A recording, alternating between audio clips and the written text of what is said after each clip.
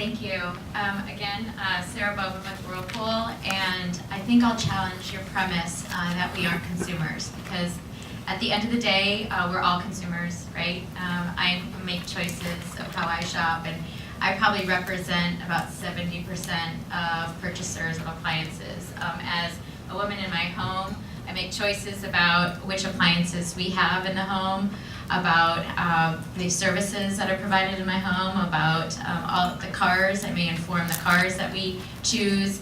And I think in my mind, appliances are very much like the computer choices and the automobiles. I make informed decisions. I research them online. And then I also probably help make decisions about the types of goods my children purchase, as well as my aging parents, my husband and his aging parents. So at the end of the day, I think we all represent consumers. And so from that venue and that orientation, I'd like to share some remarks about how I identify and how Whirlpool identifies value in TPP for consumers.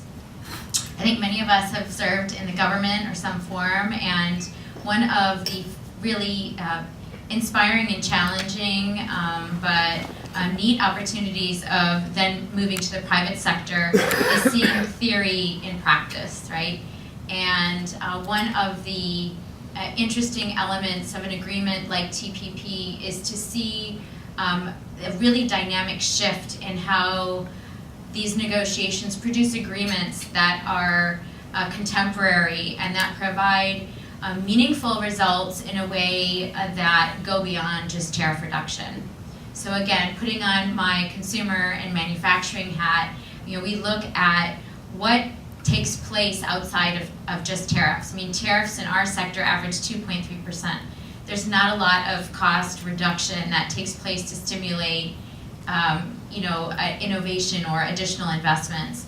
But when you go beyond the tariffs and start to explore the commitments that were made in this agreement that really update and modernize what is in place as its precedents, you start to get a bit more excited about the types of opportunities it provides manufacturers like Whirlpool and others that are providing to the retailers and directly to the consumer electronically and through e-trade. So for example, a couple areas I might highlight that excite me and Whirlpool are in the areas of updated rules of origin. This is really very simple. The rules of origin are modernized in a way that shifts the burden away from the manufacturer or the importer of record to the government and to customs. The burden shifts to the government's customs to prove or disprove qualification. And that is a real shift, I think, in mentality that many customs officials around the globe will have to sort of adjust to, but a very important one, because regulatory burdens and labeling requirements are often where we see sort of pressure of cost, right? Pressure that will eliminate the benefit of trade or the benefit of seeking new markets.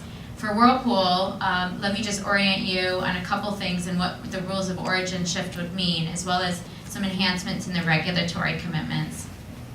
For Whirlpool, 82% of what we sell in the United States, we make in the United States. So our global footprint model is to produce in region for region.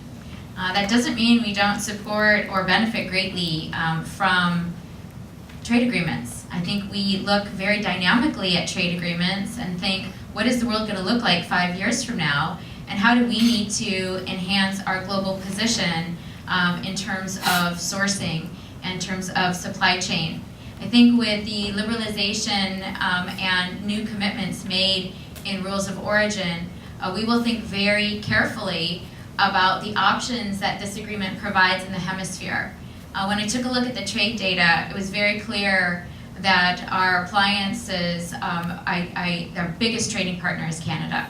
By far exceeded any other trading partner, including Mexico and Asia. It was our #1 destination market. In terms of sourcing, it was both Mexico and Vietnam.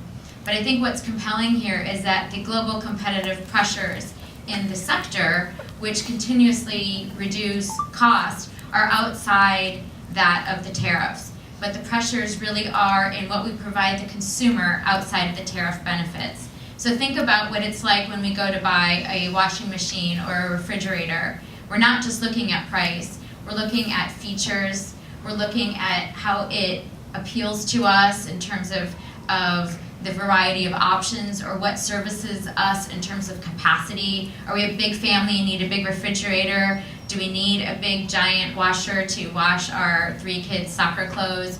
Or do we need something that's smaller and more energy efficient? What are the things that we're looking for in terms of innovations and in terms of what serves our particular needs? And those things really come from the benefits of reducing, creating more options in that space, and reducing cost come from global sourcing and global innovation. They don't necessarily are derived from the tariffs. So having said that, back to coming to the hemisphere and some of the other options, by liberalizing some of the rules of origin, you'll have some choices in terms of some fairly arcane and outdated NAFTA rules that exist. And for the first time, we see some opportunities to really look at substantial transformation and how it is that we will be qualifying our product into the United States as well as into Canada and Mexico. So for a manufacturer in the United States, this agreement certainly provides a new and competitive opportunity hemispherically, as well as dynamically looking at what opportunities will present themselves with Vietnam and other countries where infrastructure is coming along. I think I'll pause there, and I'll be happy to speak to regulatory issues later on.